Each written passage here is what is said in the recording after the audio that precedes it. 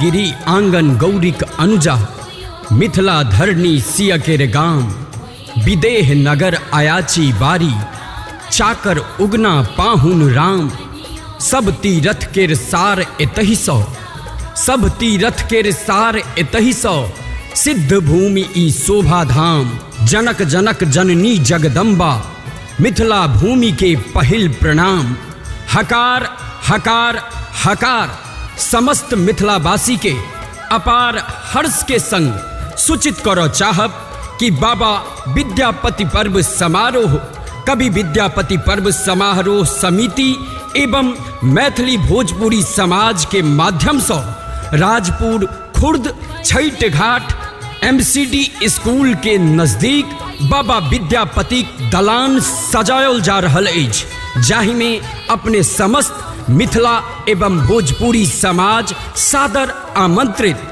आशा नहीं विश्वास अछि कि दिनांक 6 अप्रैल 2019 को बाबा विद्यापति पर्व समारोह के एहि भव्य आयोजन में अपने सब अधिक से अधिक संख्या में आबी और एहि भव्य कार्यक्रम के सफल बनाबी। दिनांक 6 अप्रैल संध्या के 4 बजे से बजा दे एहन साज हेरे बजनिया, से समरस सुर भारत सगरो सुना दे। मठ में भगवान आकी मस्जिद अजान हो, नौमी जुलूस संग तजिया मिला दे।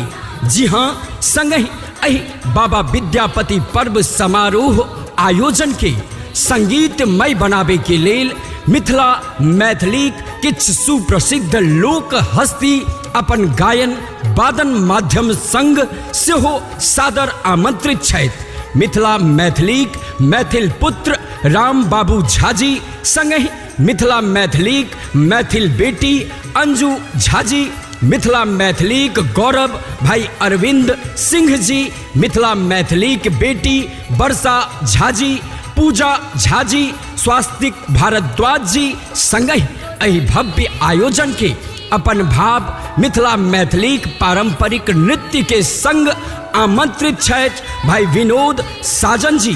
संगहि एहि कार्यक्रम के मंच संचालन के लेल संगहि अहाँ सबके हंसबै गुदगुदाबै के लेल सादर आमंत्रित छथि भाई सुनील मिश्रा जी। दिनांक 6 अप्रैल संध्या के 4 बजे से तो हम समस्त मिथिला मैथिल समाज से आग्रह नहीं गुजारिश करब जे अधिक से अधिक संख्या में आबी आ एहि बाबा विद्यापति पर्व समारोह के सफलतापूर्वक भव्य आयोजन में अपन उपस्थिति दर्ज क सफल बनाबी। जय मिथिला, जय मैथिली। हो कतकाई कथी हल्ला है छे हो? मैं बौआ ने उनल और विद्यापति समारोह हो रहल छै छतरपुर राजपुर खुर्द छैठ घाट के नजदीक। ओके ठामा के ई हल्ला भ रहल छै, बड़का बड़का कलाकार सब आबि रहल छै। के सब हो, के सब? हे राम बाबू झाजी, अंजू झाजी, वर्षा झा, अरविंद सिंह, देखे छक जे कते नामी नामी कलाकार आबै छै। बौआ नाहू सब अभी बुझल कि ने? एबै हो काका, एबै हो काका। हाँ त स्थान याद राखब, राजपुर खुर्द छैठ घाट निकट MCD स्कूल छतरपुर नई दिल्ली। दिनांक 6 अप्रैल संध्या के 4 बजे से।